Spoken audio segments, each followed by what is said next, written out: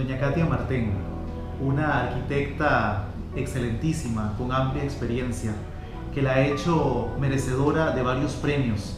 ¿Usted podría referirse al último premio que usted ha tenido, que ha sido galardonada en todo su trabajo, por favor? Bueno, el premio, muchísimas gracias. El premio que recibimos se llama International Property Awards.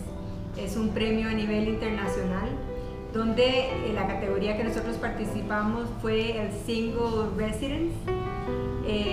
Es solo por invitación, entonces para mí fue una sorpresa recibir esta invitación a participar en este concurso.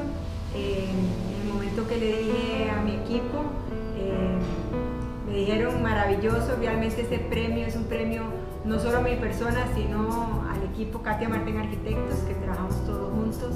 Es una mención que nos inspira y nos motiva a seguir creciendo, no solo en Costa Rica, sino a nivel internacional.